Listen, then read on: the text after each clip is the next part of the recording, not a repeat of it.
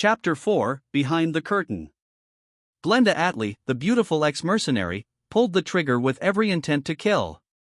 The gun she had kept since she was summoned to this world didn't betray her. It was already a part of her body, to the point that it no longer even required maintenance. Combine that with her sniper unique skill, and there was nobody who could stop her. Sniper, as a skill, provided 3 abilities. One was magic sense, tuned to a perception level far beyond the norm. One was compute prediction, letting her read and understand the results of people's actions, and the other was called control space. This third ability, in particular, made Glenda practically superhuman, allowing her to connect any 2 points in space that she could picture in her mind. Anything she had physical sight of was within gunshot range for her.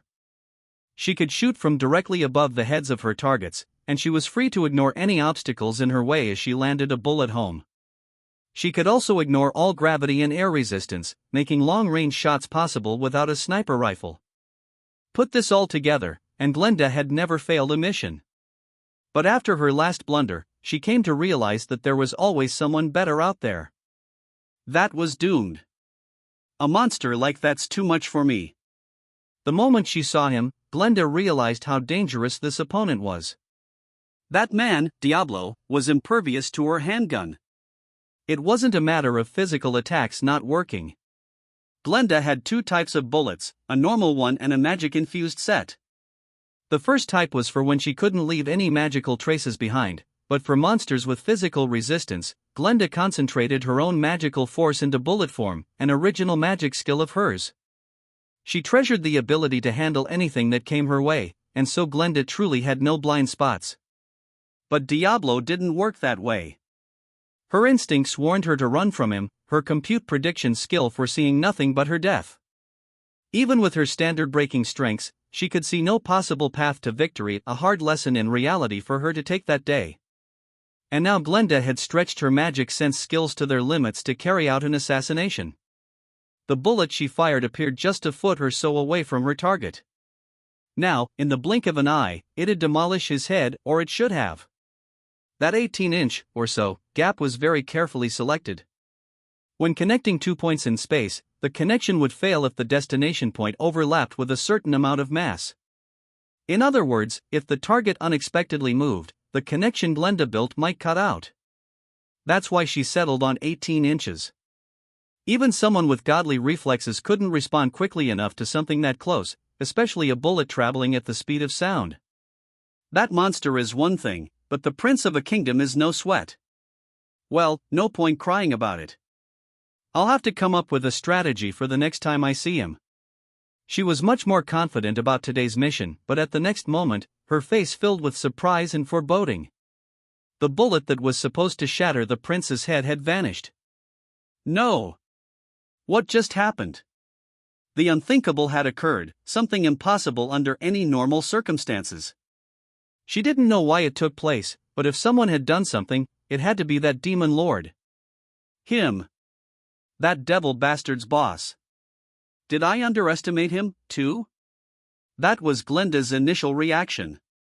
For a moment, she thought about firing again. Her perfect ambush had just failed, so any further attempt had even less of a chance.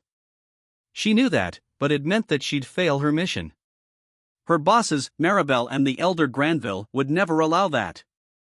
It made her hesitate, and thus she failed to escape soon enough. Ha! I would say so. You did underestimate Sir Rimuru. And I have no interest in forgiving you for that. TCH. Who are you? My name is Soai, faithful covert agent of the demon Lord Rimuru. Glenda was shocked. But quickly, she resigned herself.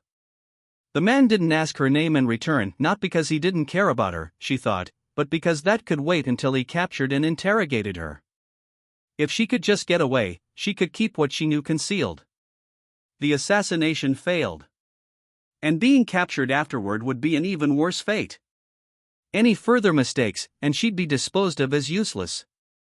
Glenda had seen many of her compatriots walk that road, and to her, getting away was job number 1 right now. She squared up against her foe. So you were expecting an attack? Yes. Everything was worked out in Sir Rimuru's mind. If you want to resist, go right ahead. I have no interest in killing you, but the more you resist, the more painful this will be for you. Ha! How kind of you. In that case, I'll do what I want here, thank you. Without hesitation, Glenda fired instead of waiting for a response. This was a single, regular bullet. She had 16 left, but she doubted they'd work against the magicborn who called himself Soai. A magic bullet would, probably, but instead, Glenda took out her military knife, slashing at Soai with a refined, well-honed motion. Soai dodged it with the minimum movement required. Glenda smiled at this. The knife was infused with her magical force, making it both a physical and magical weapon. She did this when facing foes where physical attack wouldn't be enough, and Soai just revealed that he saw it as a threat. Plus, Glenda had noticed another habit of Soai's. This guy's the type who hates extraneous motion. He may be more susceptible to simpler methods. Let's see how comfortable he'll be in a moment. She unleashed another attack, knife in her right hand, gun in her left. Unhesitant, she repeatedly pulled the trigger, gauging Soai's response. As she predicted, there was no reaction. He must have known they'd have no effect on him, but he kept his guard up, staying on the alert for her knife. Not bad. Maybe the strongest opponent I've ever had. Diablo didn't count in Glenda's mind. Foes she never had a chance against weren't tabulated in her records. Soai's left pointer finger moved. Glenda didn't miss it, sensing the danger and instantly performing a backward somersault to dodge. There was now a sizable distance between them, and that was the right move for her to make, because in the next instant, an ultra-thin wire advanced upon her original position. Ho! You have good instincts. Well, thank you. You're not so bad, either. The light exchange was punctuated by a gunshot from Glenda. It wasn't a threat to Soai. He went straight at her, not bothering to evade. So simple. I'm glad to have opponents like these. They're so easy to deal with. Magic bullets didn't require any firing. They could be shot without a sound, so if she mixed one in with her regular bullets. Now that her attack pattern was established, she'd strike with her real attack while his guard was down. That was Glenda's standard strategy: take a seemingly wasted shot and turn it into an instant kill. Even if you were expecting it, it'd be tricky to dodge it out of the blue. And Soai demonstrated the same reactions all the other titans she defeated before did. He took the bullet in the right shoulder and was sent flying back. Ah ha ha ha ha. So much for you, handsome man. Rama fell for the same trick. The more confident you are, the more effective a simple move like that becomes. Glenda laughed loudly, but her eyes were still alert, surveying the damage to Soai. Going easy after felling your prey was out of the question. That was the ironclad rule of the battlefield, and Glenda would never relax without checking her foe for a pulse. Besides, she didn't think she killed him with a single shot anyway. I see. More of a handful than I thought. Being a sore loser now? Well, sorry. If you've seen my face, my only choice is to take you out. Soai, back on his feet, had lost his right arm. The fight seemed to be Glenda's to win. That's why she was more careful than ever as she pointed her gun forward. Magic bullets work on him. And now, with my next move, I'll blow his brains out. Launching her sniper unique skill, Glenda cautiously steadied her aim. Ha! Don't worry. I've been asked to capture you. I imagine Sir Rimuru wants information from you, but he's a gentle person. Cooperate with him, and you won't be killed. Don't lecture me like that now. With a shout, Glenda fired 3 bullets toward his head, 2 toward his heart. 5 magic bullets, whizzing straight to their targets. Then the first 3 made the leap in space, reappearing in front, above, and to the right side of his head. The other 2 quickly followed, materializing before his heart and at an angle behind it. All 5 bullets hit home, shattering Soai's body. These warp shots were Glenda's piece de resistance. Magically created bullets, unlike their regular counterparts, could disrupt and scatter magicules. Even if he could regenerate his body, those shots made it impossible. No matter what your skills were with a sword or spear, being targeted by supersonic bullets from all directions would be impossible for even the greatest of masters to handle. Based on her past experiences, Glenda knew full well what she was capable of. That was the secret to her continued survival, and that was why she now checked to be sure Soai was dead. His body was, in fact, collapsing into black smoke in front of her eyes. She breathed a sigh of relief. Since the moment she caught sight of him, a dark anxiety had been smoldering in her heart. It wasn't as vivid as it was with Diablo, but her instincts told her this was a dangerous foe. It's over. You were a tough one. I didn't have any capacity to go easy on you. Glenda was so relieved that the words just fell out of her. But that relief came just a bit too early. Suddenly, behind her, she heard a voice that couldn't possibly be there. Oh, really? In that case, why not give up and let me capture you? She reflexively leaped out of the way. Turning around in a panic, she saw Soai himself standing there. That's crazy. Didn't you die just now? Ha! You're the crazy one. You think that was enough to kill me? I have no reason to lose to you anyway. Then I'll just do it one more time, Woa? Glenda froze. Anyone would. Unbelievably to her, she now sensed Soai's presence on all sides of her. She immediately activated magic sense, but it just revealed the very truth she didn't want to know. It can't be. Why are all of these physical bodies? That's ridiculous. What kind of joke is this? It's simple. I have a skill known as replication. That is all. And while my replications aren't as powerful as my true self, you should be proud that you defeated at least one of them. Soai, or at least, one of the 4 Soais in the room, offered Glenda his sincere compliments. But now, escape was possible. God damn it! With a barbaric scream, Glenda lunged at Soai, and at that moment, her desperate last stand began. On a balcony overlooking a garden blooming with flowers, a girl, a boy, and an old man sat at a round table facing one another. It was Maribel, Yuki, and Johann. We messed up. We botched it, Maribel said quietly. Despite that, she didn't seem too affected. She had predicted this, and in a way, it was part of the plan. What a disaster for Gaban, though. After all the devotion he had for you.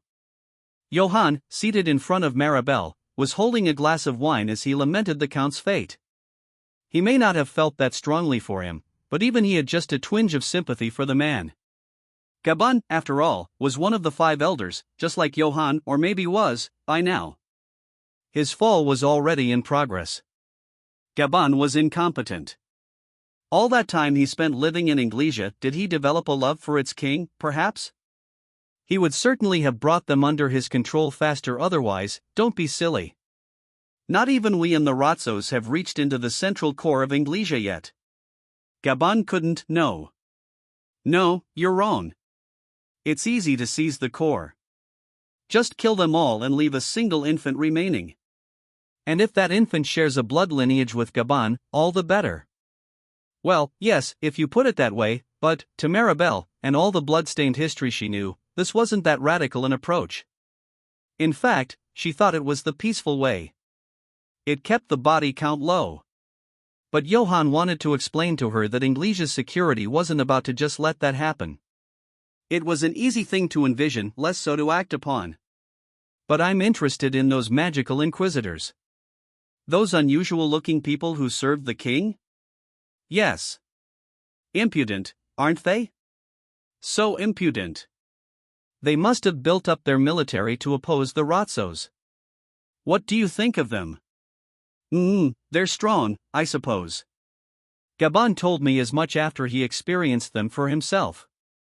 Maribel was able to share information with those under her avarice rule, to a certain extent.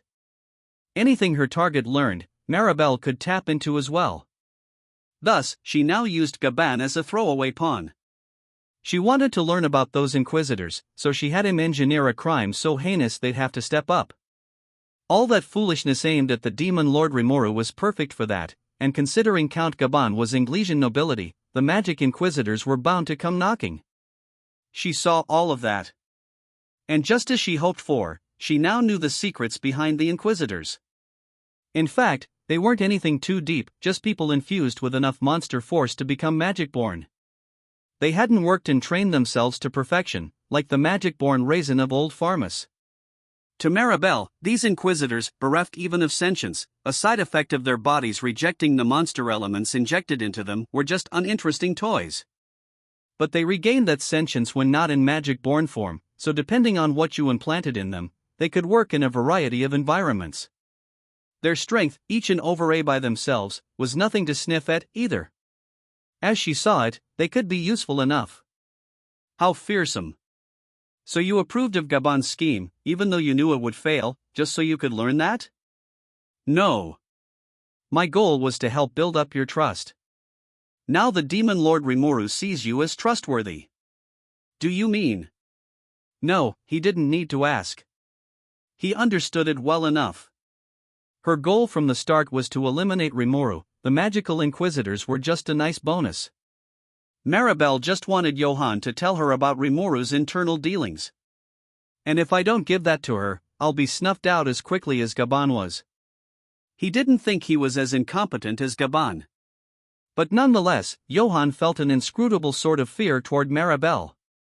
You must be kidding.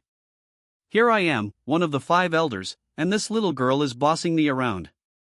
He may have thought that, but he would never dare say it. So he decided to return to their main subject. What do you think about pitting these Inquisitors against the Demon Lord?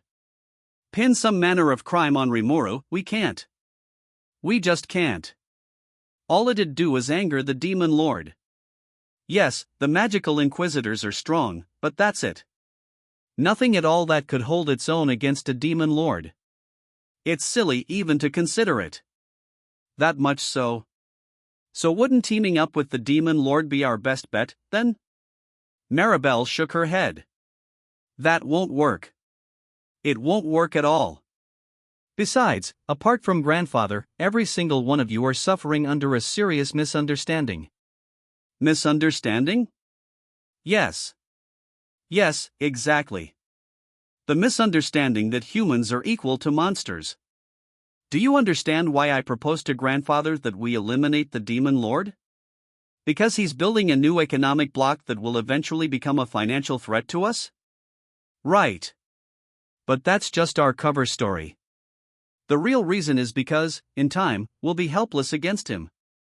Maribel, this little girl, struck fear in Johann's heart, and now this girl was looking fearful herself as she spoke. How do you mean by that? Johann asked, pressing her to continue. The Demon Lord Rimuru possesses a staggering amount of war power. With that backing him up, what do you think would happen if he decided to negotiate with someone? That. Only then did Johann stumble upon the true danger. In this world, wars between nations almost never took place. They needed to save their fighting ability for the monsters who threatened them. The council stepped in to handle cross-border issues, and that inevitably meant those with the most economic strength were able to speak the loudest. Even the largest of states, such as Inglesia and the former Pharmus, didn't have enough of a military to make enemies out of every council member. And you realize that their military's not their only asset, either, right? Being bound by rules is the same thing as losing your freedom, but if you can create the rules yourself, you don't have to lose anything, do you see? Tempest might follow the council's rules at first, but after that, nobody could say. And if Tempest decided to spread its own values to the Western nations, soon the entire region would have to take orders from them. The Demon Lord's rule would be complete, a totally peaceful coup. He could threaten them with warfare, he could apply economic pressure, but either way, the stronger nation always gained the power to punish others. It's funny. So very funny. And as time passes, there will come an era where everything will need to go through the Demon Lord. And if that happened, even Johann know where it led. But doesn't the Demon Lord seek to coexist with? Maribel stopped Johann with her cold eyes. It's stupid. So stupid. Not just you, but the entire council. They're all idiots. Then she took pains to explain matters in a way Johann could understand. Essentially, things may be fine now, but the future was an unknown. If humankind, after forgetting about the threat of the storm dragon, ever did anything to cross Rimuru. I don't know what the lifespan of a demon lord is, but humans are such short-lived animals.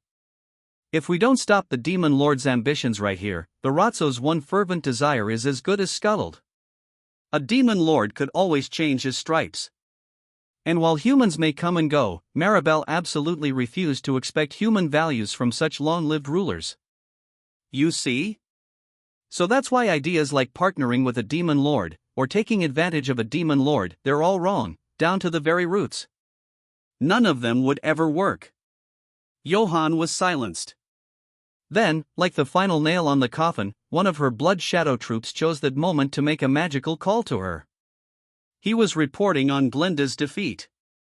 No. They captured Glenda? Johann looked shocked. Is that true? Not even Maribel could hide her surprise.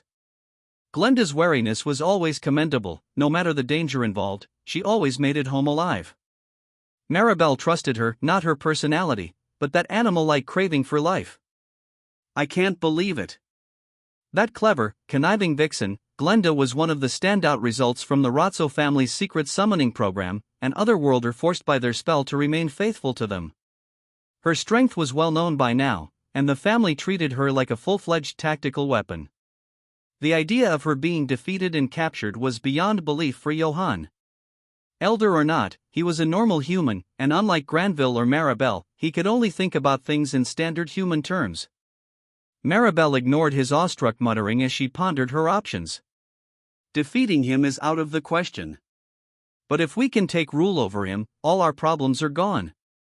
We'll have to do it. We'll set a trap, Maribel said. A trap? What are you intending to do? Yuki asked, breaking his silence. She turned to him. Right. A trap. Your people are going on a ruins expedition trip with the demon lord Rimuru, aren't you? We'll set a trap there. She wasn't asking for his opinion. This was a finalized plan, and it was set in stone. Right, Kigali's headed there, but I don't think that's such a good idea, you know? Why is that? Because the demon lord Milene's joining them, Yuki warned. It'll be too dangerous to hatch anything. In his opinion, they needed to win Rimuru's confidence first, then work out more of a long-term plan with him. But Maribel's mind was already made up. No. No, I can't have that. The more time we give him, the more trouble the demon lord will be. That's what my instincts are telling me. Yuki, is there a way you can keep Milene from coming along? That's even less possible. He's already eyeing me. If I try putting a stop to it, it's basically admitting that I'm tricking them. Fair enough. Then let's bring down the demon lord Milene as well. Huh? Yuki asked, dazed. That's ridiculous. Maribel, that's not just beyond reckless, it's beyond the realm of possibility. Johann stood up out of his seat. Their reactions were perfectly understandable. Even crushing one demon lord required a careful, foolproof plan. But two at the same time? It was deliberately giving yourself no chance. But Maribel still smiled. I will put everything I have into it. Everything, do you understand? It's still impossible. Yuki cried. You say everything, but my moderate jesters are all busy with their own work right now. And I don't know how useful they are, but if they're not available, we'll proceed without them.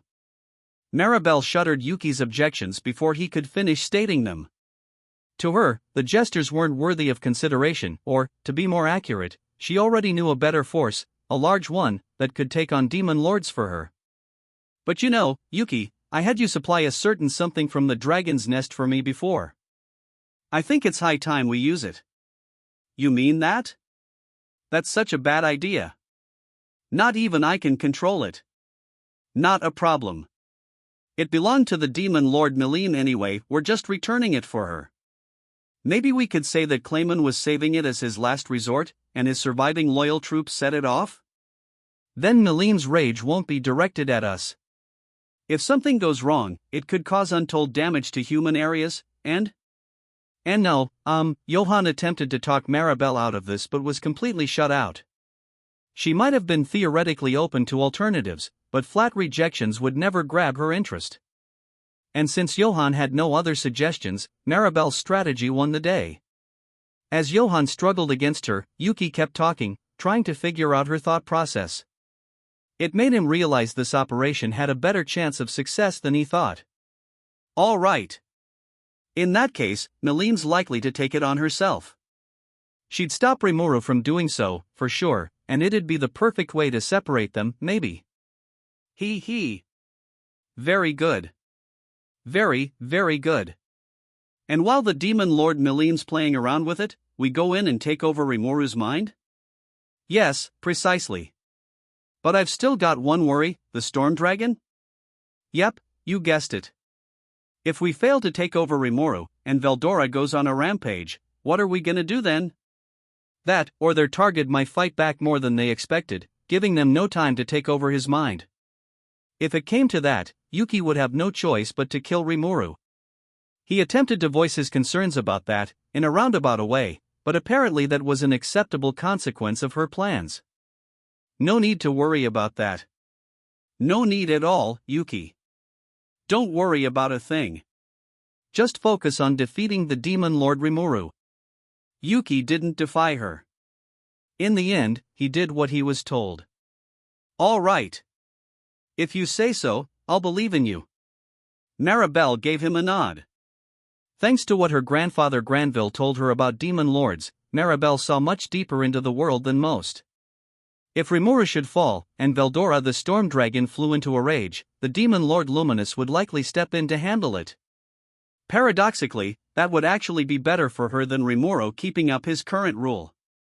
He and Luminous had already joined forces, which essentially meant that Luminous left management of the Western nations to him. The Queen of Nightmares herself, someone who saw humankind as little more than vampire food, had let the 7 Days clergy do that before, but, as shown in Granville's own fall, they were no more. He had lost Luminous's protection, and with that, the authority he had to influence the Western nations. From now on, Hinata the Saint would doubtlessly gain more political clout, and considering their relationship, the rising rule of the demon lord Rimuru would grow even firmer with her. No matter what, I've got to stop that. And as she secretly thought this, it didn't matter if she needed to expose the world to the threat of Veldora to do it. Maribel and Yuki spent the next little while fleshing out the details of their plan. By this point, there was no room left for Johann, all he could do was pray they succeeded.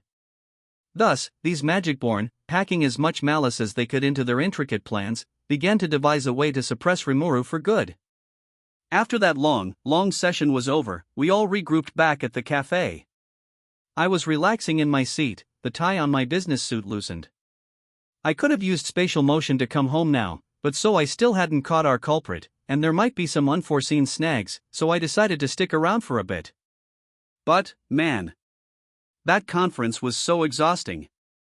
Prince Elric of Inglesia's intrusion, that guy Gabon pulling the strings behind him, all the counselors whose support they enjoyed, but it all ended with their mouths agape.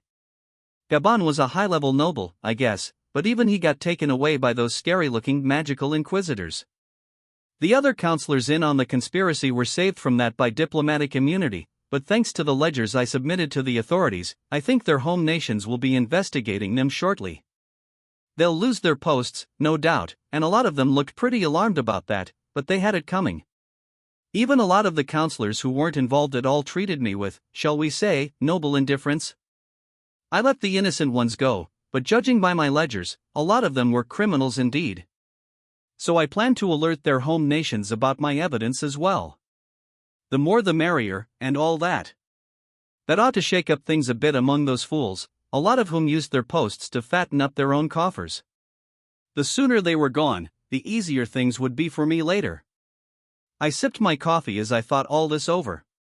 Well, a lot happened today, but now I'm glad Hinata and Shuna got angry before I did. I am the demon lord here, so I figured it wouldn't look too good if I started bashing heads in first thing. Oh, I didn't get angry. Some of the counselors were being discourteous in their diplomacy, and I just offered them some etiquette lessons. Neither did I, Sir Rimuru. I just helped a few rude gentlemen see the errors of their ways.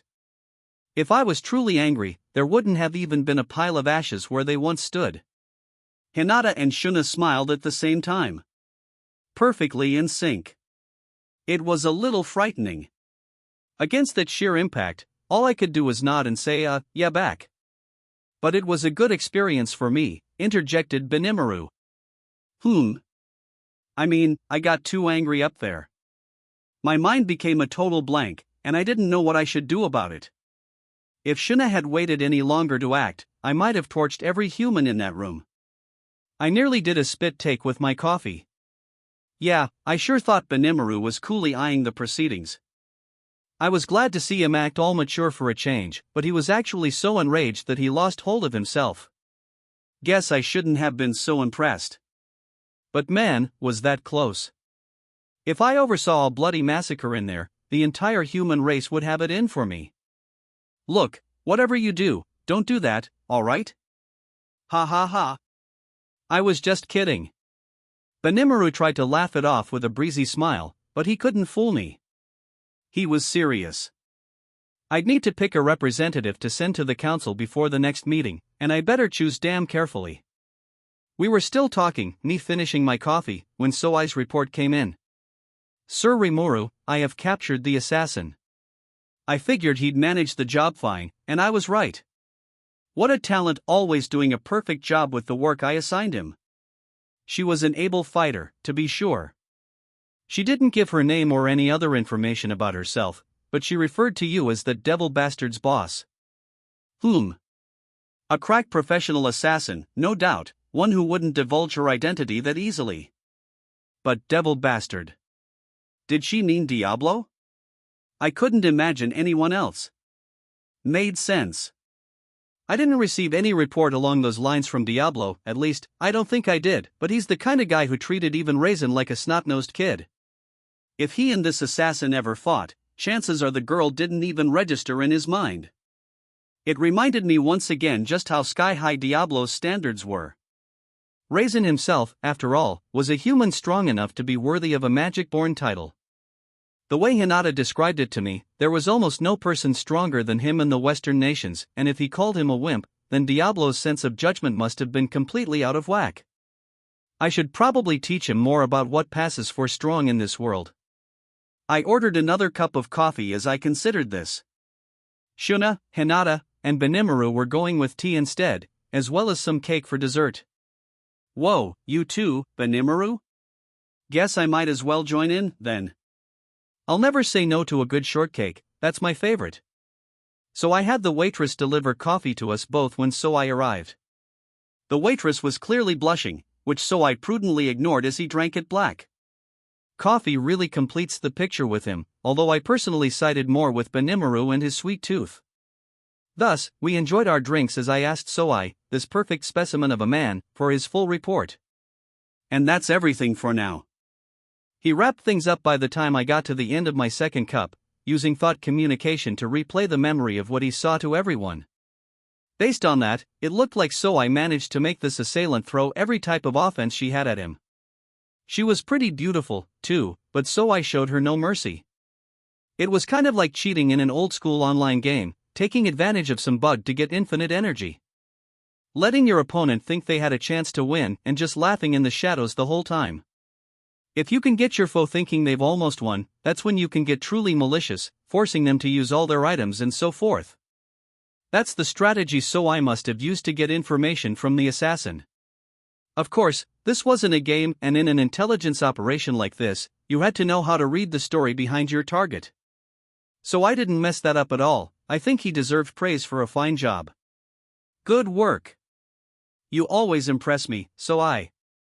I tested out the strategy you described to me, Sir Rimuru, and it proved surprisingly effective. The key is to show yourself struggling a bit first, isn't it? Oh. Right. I think we did talk along those lines. I definitely recall talking to him about spy movies, but maybe we discussed online games, too? It was such an inconsequential conversation that I forgot all about it. I internally apologized to Soai, didn't mean to implant any malicious ideas in him. Ha.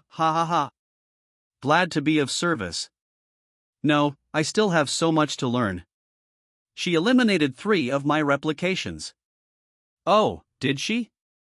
Well, at least we can get some clues about our enemy now. Yes. I will handle the interrogation. Interrogation, huh?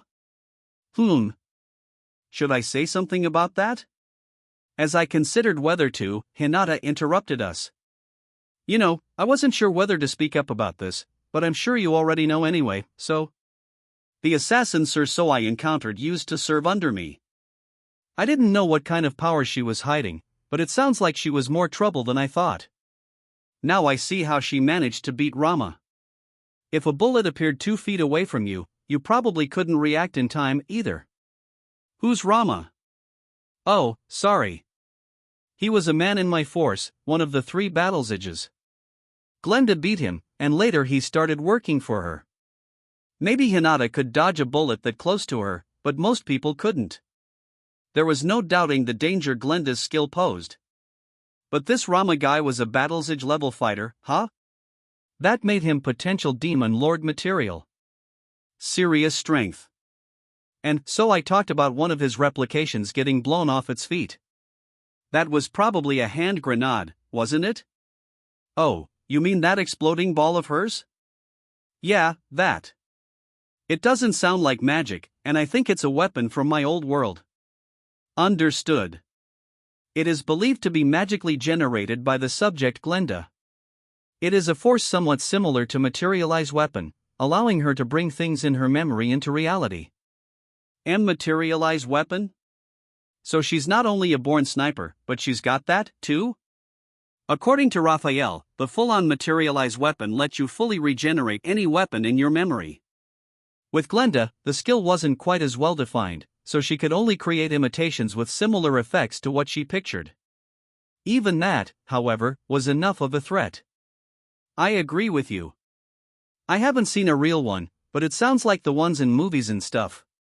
Should we assume Glenda's an otherworlder, too? I don't think there's any doubt about that. Especially if she's using her memories to create earth weapons. I sneered triumphantly at Hinata. She leered back at me. Why do you know that? Oops. She's sharp. I was still keeping Raphael a secret. Better talk my way out of this. That's what I get for being a know-it-all, I thought. Oh, just a hunch. When you get to my level, you start to get hunches like that. Rimuru looked over to me, wonder in his eyes. It comforted me a bit as I gauged Hinata's reply. All right. But do you think I could help interrogate her?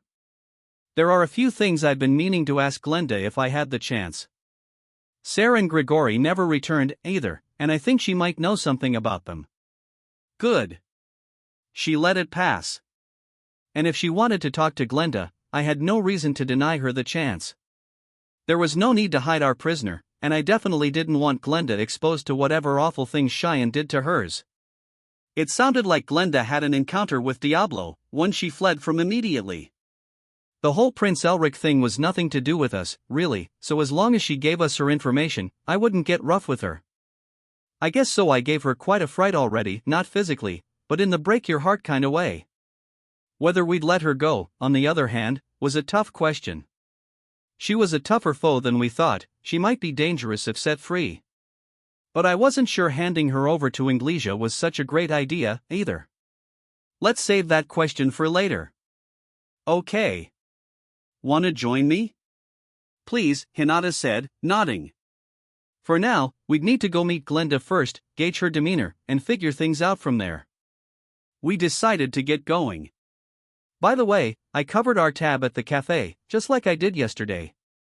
I didn't exactly appreciate Hinata's check making its way over to me, but should I have forgiven it like the generous man I am, or should I have said something? I'd hate to be called cheap. Then again, worrying about little things like this would probably get me pegged as a member of the lower class. The question weighed on my mind as we put Inglesia behind us. Chief?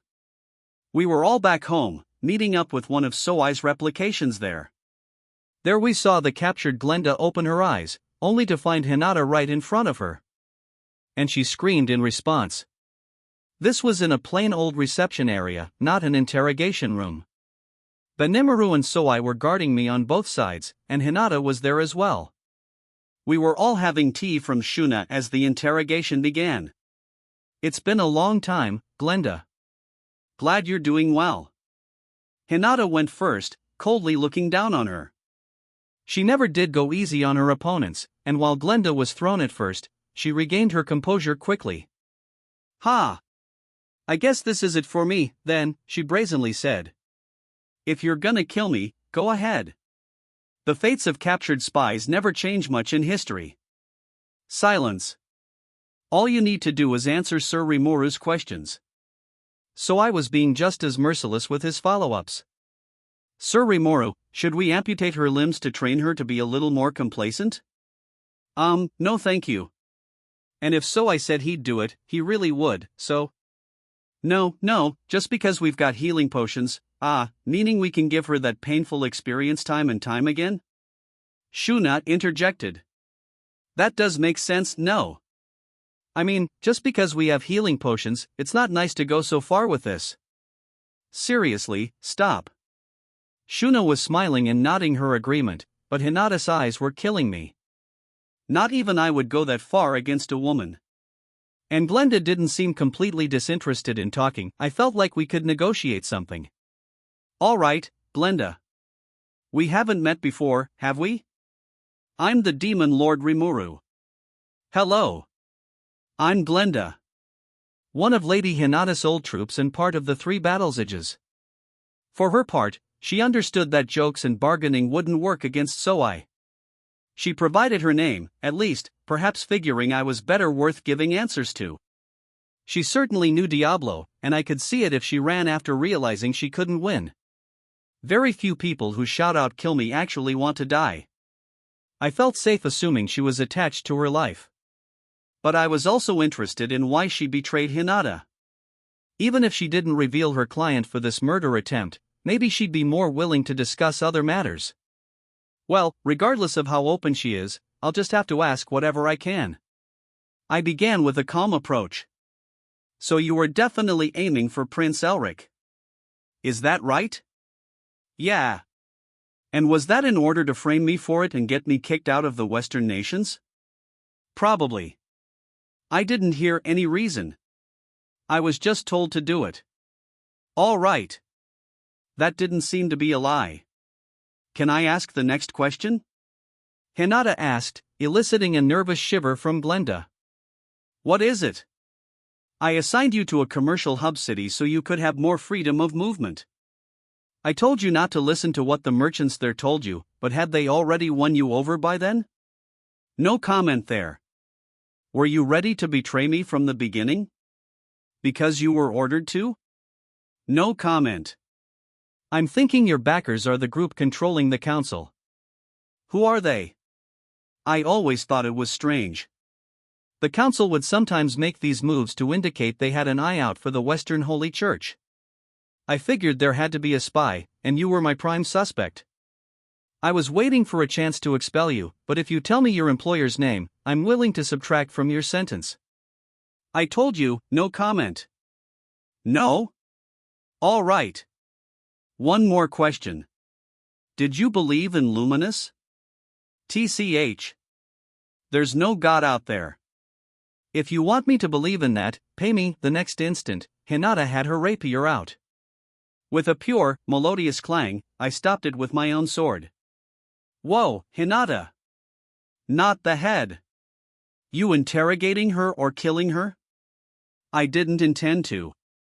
You liar. You had every intention of it just now. Eesh. Gonna have to keep a constant vigil, I see. Hinata absolutely would have decapitated her. I managed to react because I had an eye out, but we came this close to losing a valuable information source. It's all right, Sir Rimuru. I can use her as a test subject for my resurrection magic. Shuna was there smiling, like always. That's true. And I can use divine miracle resurrection as well. There was hardly any problem with it. I wasn't sure how much of this was an act. Both Hinata and Shuna were griping at me now, but I didn't really think it was okay to kill someone just because you could resurrect them later. I didn't think so, but there was a certain type of persuasive logic to it. It's strange. Look, can you just shut up for a second, Hinata? Time to tag back in. This was going downhill really fast, so I better have Hinata cool off for a bit. So, my turn again. Raphael, do your stuff. Understood. Raphael eagerly accepted the challenge. I simply voiced what it told me. I'm assuming a professional like you isn't gonna just tell me everything because I asked nicely. So you can just listen to me instead, okay? Interesting. Prod her and gauge what she knows from her reactions, then? Try not to lose your poker face, then. Ha! You better not look down on me. I don't need you to remind me. Glenda's up to the challenge, huh? So who's gonna win this? I wondered, as if I were part of the audience. Unique skills often take root in people's souls. You're a good example of that. Yours is bound fast to your soul with a powerful force. Ha! Didn't know that. So in that conference I attended, a lot of the counselors were tarnished by their vast, greedy desires. These desires were forcibly planted into them. There's a force involved that can directly impact people's souls, and I think that's what guided their moves. And you're under that same influence, Glenda. What? In your case, though, your unique skill is providing protection to your soul, so this influence hasn't fully clouded you yet. NGH, Glenda wordlessly scowled. Maybe she couldn't find a way to deny it, it was kinda news to me as well, but still. But as amazing as your unique skill is, there are people out there who can see it for what it is. You mean with appraiser's eye? Certainly. Dragon's Eye, from the demon lord Melim, is more famous. Not that I'm up on this stuff, but there's an old story about how Melim can see everything, right? Apparently, that's really true. One glance at someone, and Melim has a general idea of what kinds of skills they have. That was true, although she couldn't guess someone's internally manifested skills and couldn't give you details unless the subject invoked them. She could gauge their strengths, as well as whether a given skill was extra or unique in nature. It was just harder to give you finer details. For example, if someone had 2 or more unique skills, she'd have trouble telling whether it was 2 skills or one really powerful skill. I was actually the same way, too. My analyze and assess was now accurate enough that I got a hazy insight into the skills of other people, and I also learned how I could conceal mine from others, the way Guy Crimson had hidden his own magicule count. When I first met Guy, I assumed your skills stayed hidden unless you showed them off to people. I was wrong, like I said, an analyze and assess skill forged well enough can detect them, with the one being assessed none the wiser. Looking back, I was pretty lucky, actually. Thanks to having 4 different ultimate skills, Guy must have taken one look at me and assumed I couldn't be toyed with. Raphael was the one skill I absolutely had to keep under my hat, so that was the watchword for my future moves from that point forward. So I switched my way of thinking and assumed there was no way to hide skills, but that was actually pretty possible. If you've built up a skill to the point that it's completely your own, you can actually defend analysis skills from picking up on it. It wasn't perfect yet, but that was the result of the experiments I had been doing. What are you trying to say? Yes, I have a unique skill. But even if it's protected me from the desires, so what? My little pause there must have irritated Glenda. Hearing about these outside influences inspired her to play along with me. I wanted to give her an answer, but Raphael's roundabout descriptions were getting a bit hard to grasp. Parsing it into something I could reasonably explain took some time. Suggestion. Use hasten thought? Yes, no, oh, yeah, there was that. I thought yes, cursing myself for not doing that in the first place. Now let's hurry this up and get Glenda on my side already. Whether your mind's clouded by greed or not is none of my business. But one thing's for sure, your employer's got a pretty powerful unique skill running. That's true, isn't it? No comment, but I guess there's no denying it, either. Thank you. So, building on that, there was a man at the Founders Festival whose desires were being harnessed like that. His name is Gay, and Shuna took care of him at the council this afternoon. The other festival visitors weren't subjected to interference that way, but some of the merchants were. And if a large number of people are brought under a skill's influence at once, chances are that the skill user is physically nearby. That's what I thought. Gay was completely hooked by it, but the farther away you got from the skill user, generally, the weaker the skill got. Masayuki's skill was another monster, but the rumors that spread around about him only added to its synergy. That foundation is why the skill propagates so much further than he means it to. Influencing people's desires, meanwhile, was purely dependent on the skill's power itself. Beyond that, the user could utilize their strength or some other element to enhance the effect if they wanted. Basically, though, if you told me our skill user attended the Founders Festival, I'd certainly believe it. Along those lines, I had a suspect in mind. Someone I speculated about enough that I had so I look into her. Have you ever heard the name Maribel Razzo? Raphael sure was cutting to the chase. The name came straight from the dossier so I prepared for me. She might have been trying to hide it, but Glenda gave me an ever so slight response. So that was a yes. My analyze and assess skill is pretty good, you know. Not only can it detect what skills a person has, but it can also tell if someone's hiding one of them. I was sensing the latter all throughout the Founders Festival, and one of the people I got that vibe from was that girl Maribel. I could see Glenda grow paler as I continued. I couldn't tell if she was getting hot or if it was a cold sweat running down her cheek. Either way, she was getting nervous. Why you Maribel Razzo, you said? The Razzo family. I see. Ah. Hinata interrupted Glenda just when she was about to say something. I should have been annoyed, but looking at Hinata, I didn't need to be. She had a delighted expression, like she had just found the answer. Glenda, meanwhile, made it clear that something had gone awry with her plans. Granville Razzo.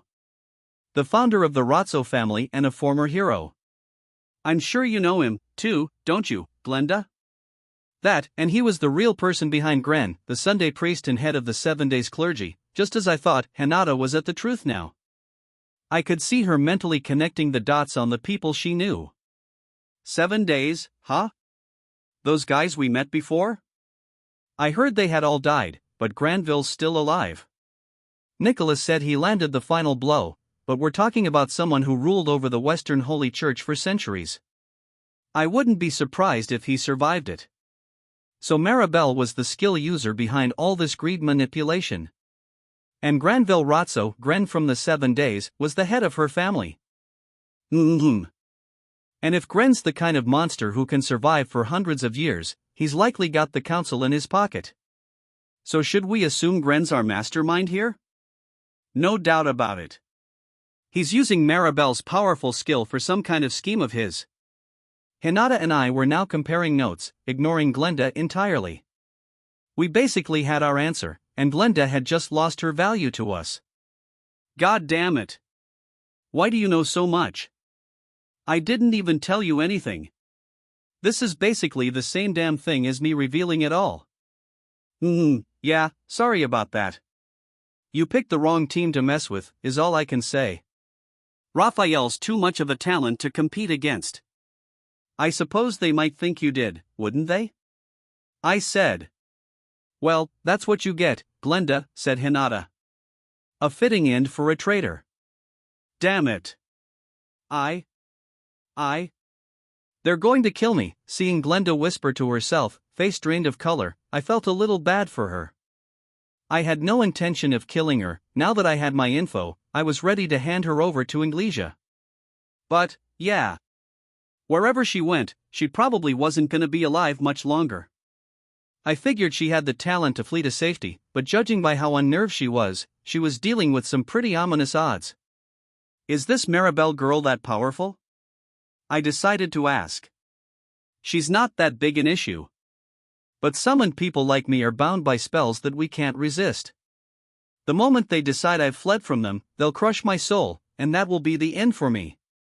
Gee, that doesn't sound nice. So you didn't betray Luminous out of your own free will?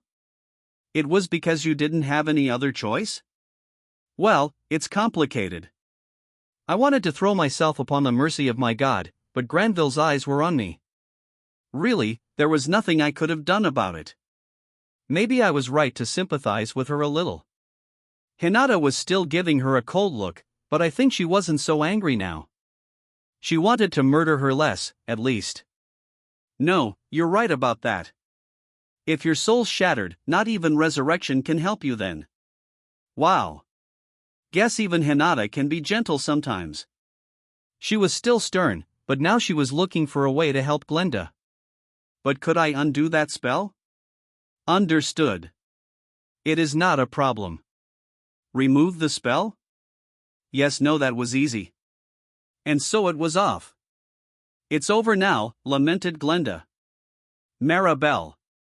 She's reading my emotions. I may not have intended to betray her, but she's gonna judge me now, so I let her in on what I just did.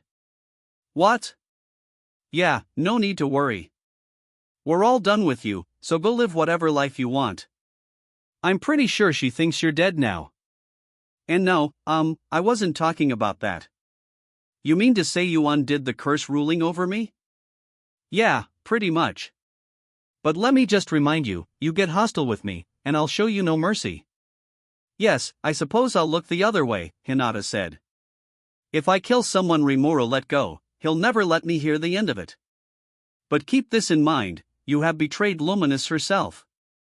The Western Holy Church will never forgive you for that. Glenda was a strong girl. A threat. But now that she was free from the rule of Maribel or whatever, we didn't have much reason to remain hostile. If she started trouble with us again, we could always do her in then. Personally, I didn't think she caused that much of a headache, so I was ready to forgive her. Hinata seemed willing to do the same. I guess she felt she couldn't be so narrow-minded about someone I let go free. Besides, in a way, Glenda really was just following orders, not with her brain, exactly, but with the influence of the curse forced upon her. This time, I was willing to give her a slap on the wrist. So right, you're free to go. If you want to stay in my nation for a while, you're welcome to, but if you cause any trouble, wait a second.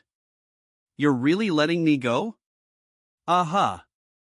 I don't really feel like killing you anyway. If Sir Rimuru has forgiven you, we have no reason to defy his will, said Soai. Not that you're much of a threat anyway, Benimaru added. They were willing to go with me, too.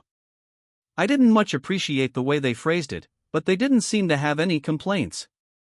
They didn't see her as a threat, I imagine, which I wasn't too sure about, but to them, it was the truth. She'd never beat Benimaru's full effort, much less Soai's. Glenda struck me as the kind of woman who took a profit and loss approach to living, so she'd never do something stupid like challenge an unbeatable foe. Letting her go didn't seem like that big of a problem.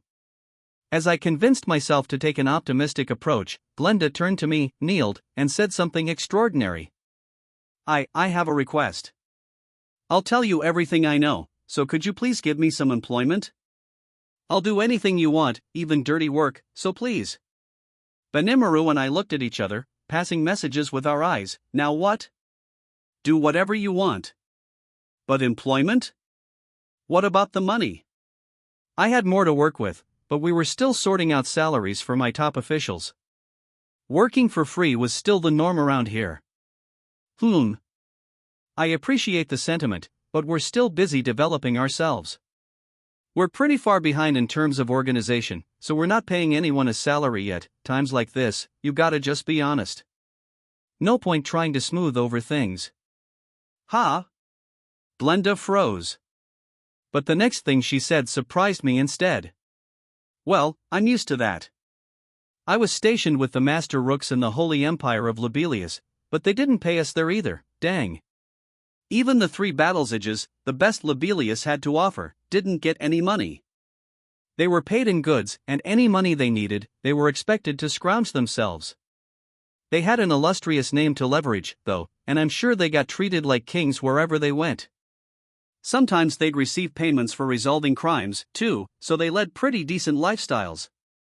Wait, so you get nothing, either, Hinata? She sure racked up a hell of a bill at the festival. TCH?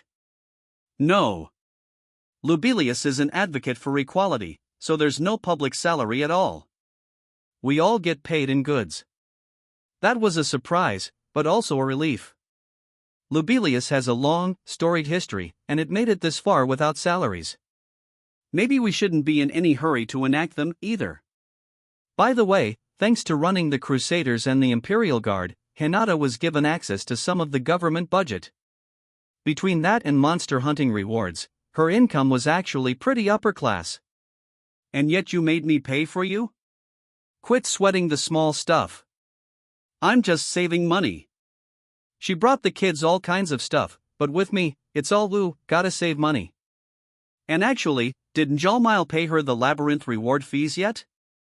The thought just occurred to me, but I didn't want to prod that hornet's nest. I was too scared to ask, so I didn't. But I'm pretty well known around the Western nations. Even if I'm free, I don't have any work waiting for me. No nation's gonna hire me now, and I'm not cut out for adventuring work. Besides, you're on the cutting edge in culture here, so if you can guarantee me meals and a roof over my head, I'm good.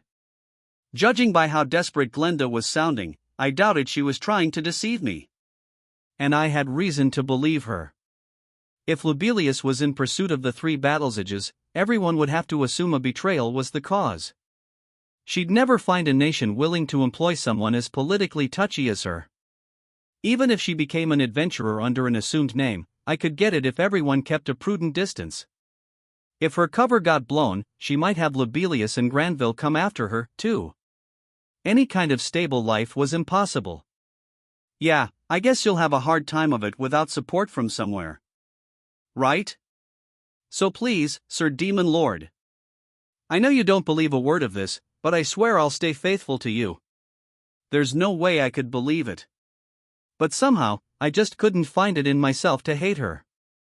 She was the classic spy film femme fatale, and I couldn't just abandon her. Can I leave her to you, so I? As you wish, Sir Rimuru. I have no objection. Great. Thanks. And I can't have her turning traitor, so deal with that if it happens, okay? Absolutely. In terms of battle strength alone, I would rate her above Sokka, so perhaps I could establish a special ops team for her that answers to me. Oh, kinda like a team all the problem kids get thrown into? Something like that, Sir Rimuru. I'd like to scout out members locally and elsewhere. Soai's got some ideas brewing, doesn't he? Diablo was still off searching for an army, so it wouldn't be fair to turn Soai down. Let him do what he wants. Right. I'll leave all that up to you. You can work out a budget with Njallmile later. Yes, Sir Rimuru. We wrapped that up fast. Can you not call me a problem child in front of my face? Glenda was whining about something, but if she had an issue, she ought to try to win my trust first. Either way, she was now part of our team. Before leaving Glenda to Soai's management, we decided to have Glenda tell us everything she was aware of. It was no longer an interrogation, so we decided to talk over dinner. In the dining hall, you pick up these boards with menu items on them and take them to the window over there. There's a selection of 3 items each day, plus a regular special. If you get promoted to management, you'll get to order 1 item of your own, too. Oh, really? Because my meals always get picked for me. They were always good, I felt, but I never went through that board trade-in thing. The managerial dining hall brought food over to you without having to say or do anything. That, and Cheyenne and Gobichi would occasionally rent kitchen space so they could develop special new meals of their own, but that was another story. Today's special is our most popular menu item, Shuna explained with a smile. Normally, you'd either reserve it with merit points or get in line early for a chance at it. Ah. I always thought the desserts were really fancy here. I guess I wasn't alone. We always get this, don't we? Yeah. I make sure I get my share. Benimaru and Soai order the special, too? I wondered what Soai meant by that. Did he have one of his spies stand in line for him? I hope he's not resorting to silly cafeteria antics like that. With the dishes on our table, dinner began. Right, so let's begin with I was trying to talk to Glenda, but she was completely focused on her food, a woman possessed. It was good, I'll admit, definitely worth being called a special. So I decided to wait. It's nice to have more pleasant conversation during a meal anyway. After we were done, up until now, I always thought money was the most important thing in life. But today, I changed my mind. From now on, I live for nothing but merit points. If she meant it, she was way easier to take down than I thought. But whatever. If that's what motivates her, then hey, knock yourself out. All right. So what do you know? Give me the unembellished truth, so I pressed. And Glenda finally started to talk. First, about the council. This organization was under the control of 5 senior counselors, known as the 5 elders.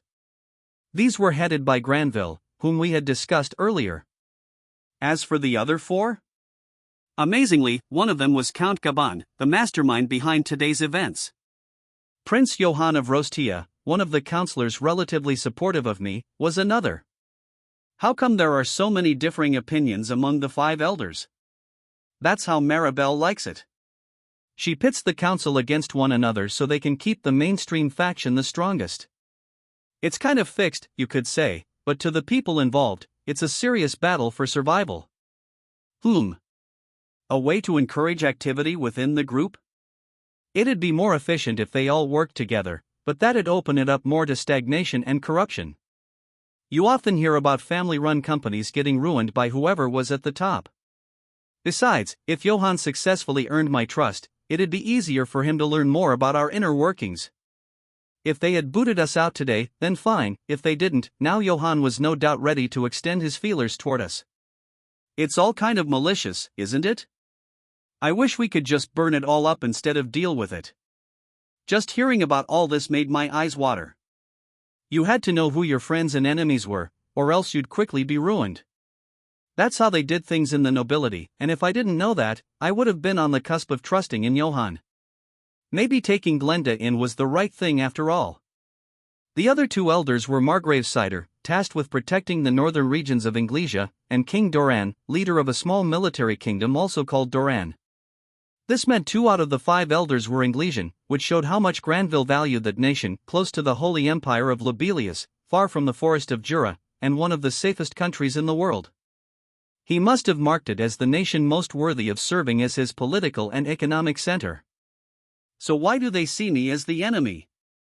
I'm so harmless. I wouldn't hurt a fly. I kind of let that slip out. It seemed to surprise the group. If you keep picking the kind of fights you pick, of course people are gonna be hostile. Pardon? Yeah, I thought you were picking fights with people, too. Diablo told me all about how Sir Rimuru was going to have the world economy in his grip before long, so I thought you wanted to take over the council. What? And hang on, Diablo's saying stuff like that? That was my intention as well. My information gathering was part of that effort, I thought. Well, no, I'll admit that was what it's for, but... Don't tell me you didn't even realize you were doing it? Not you too, Hinata. Why's everyone looking at me like that? And no, I'm not gonna say I didn't mean it, but I didn't intend to hurry things along that quickly. So for now, I just want to keep things to peaceful negotiation. Hinata sighed and rolled her eyes. If some new merchant comes along and ruins your marketplace, you won't find a lot of merchants soft-hearted enough to forgive that, either. Oof. Maybe not. Well, alright. We were gonna clash in the future anyway, so let's just treat ourselves to the main support of economic activity in the Western nations, alright?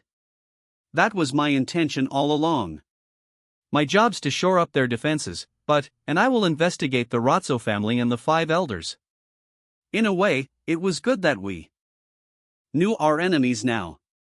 Befriending Glenda was an unexpected windfall, and thanks to that, we had a direction to go. Okay. Be careful on that. I don't want to wage a 2-front war against Yuki and the Razzos. I'm aware, Rimuru said with a nod, while Soai gave his own agreement. I was taking a wait-and-see approach with Yuki as we waged information and economic warfare with the Razzos. There were no real bullets flying around, at least, which made things easier on me. So I was about to wrap things up, wondering if I was worrying too much about this, when Hinata stopped me. Wait a minute. Yuki and the Ratzos? Why are you suspicious of Yuki? I was thrown for a moment, but then I realized Hinata might be oblivious to all that. Well, thinking about it, if you look at the list of people who know I'm a reincarnate involved with Shizu and who could have leaked that info to the Eastern merchants, Yuki's about it, isn't he? Pretty much. And while I'm at it, I think that Roy, the guy who played the role of a demon lord, was killed by this guy Laplace, member of something called the Moderate Jesters. Sorry if I'm wrong about that. No, I appreciate it. I don't have any stake in that, but if he's working against us, I can't stand for that. She was willing to accept Laplace and his cohorts as our foes. She gave a cold smile, one that froze my spine in place. Man, that's scary. I definitely better make sure I don't rile her. After that exchange, Hinata stood up, preparing to head home. Actually, about that, Glenda timidly spoke up. Guess she still had something to say. What is it? If you want to say something, don't hold back. Did you remember something else? Then she dropped the biggest bombshell of the day. By Yuki, you mean the Grand Master of the Guild, right? He's connected to Johann of the Five Elders, but I'd say he's pretty much under Maribel's complete control. Ha? Yuki's being manipulated? Are you serious? I'm not shameless enough to joke at a time like this. No, I bet not. Well, why didn't you tell us sooner? That's important. I answered directly to Granville for the most part, so, essentially, two people had the right to give Glenda orders, Granville and Maribel, although it was Granville 9 times out of 10. As a result, Glenda didn't get to talk with Maribel often or get much of an insight into her mind. I picked her brain a little more, seeing if I could get anything else. We learned about more of her underlings, as well as the Blood Shadow, a group that handled the Ratzo family's dirty work. That is a problem, said Shuna after a moment of reflection. It might be that whoever's controlling Yuki drove him to leak your secret for some reason. Hinata was lost in thought as well. It looked like we'd need to reconsider matters from the ground up. Even Raphael was thinking in silence for once. That's a rarity, but if it couldn't come up with an answer, worrying about it might be a waste of time. What we needed here was a clear solution. If thinking won't solve a problem, we can think later. When taking an exam, it's always smarter to leave the tougher questions for later. Wasting valuable time was never a good idea. Well, either way, Yuki's still suspicious, so let's keep an eye on him. Actually, wait a minute. As wary as Yuki was, I couldn't imagine him trying to spring something on me. But if he was under someone's thrall, that was another story, and since that someone's the clearly hostile Maribel, maybe the assumptions I'd been working with were wrong all this time, huh?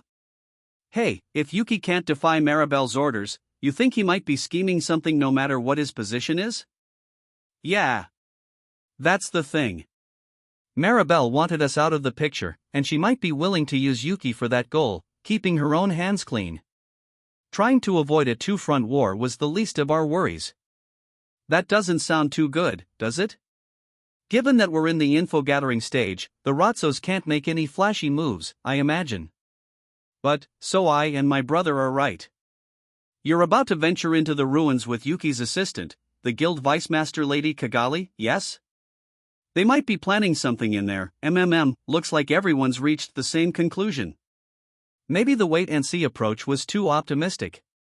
I can't lie and claim that's not a worry of mine. Maribel and the Ratzos can always say they didn't know what Yuki was doing, too. They can pin all the blame on the Free Guild and cause a rift between us, and that would ruin your plans, Sir Rimuru. If we stay on the sidelines like this, they might strike first. But I felt we were already on guard enough. Security was stepped up across town.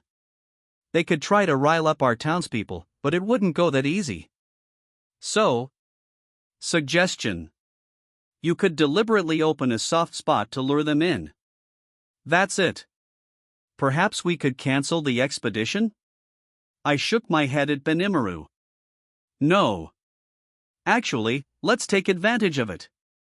Nalim will scream at me if we cancel it, so let's go through with it. Let's go in as prepared as we can for anything that could pop up, and when it does, let's engage it. Melim was looking forward to exploring the ruins. It was like a field trip to her, something to take her mind off homework, and she'd fly into a rage if I told her it was off. I didn't want to create yet more problems for myself, so I really wanted to avoid that. But wouldn't that be dangerous? With Melim there? And I was going to take Cheyenne to guard me anyway. Ah, that should work, then. I'm sure she'll be glad to hear that, given how she was on home duty. Rimuru had no complaints, so Cheyenne it was. And I'll take Datta and Ranga along, too. That should be more than enough of a fighting force, shouldn't it? Understood.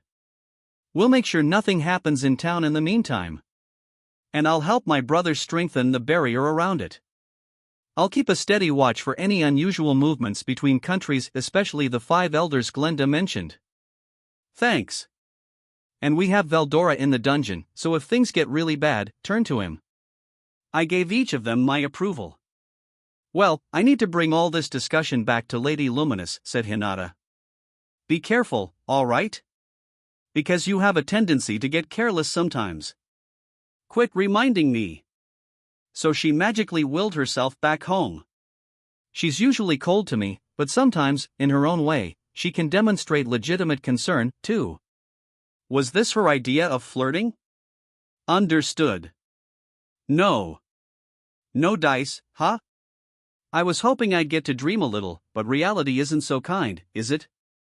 Anyway, we had our walking papers. Now we just had to prepare for the big day.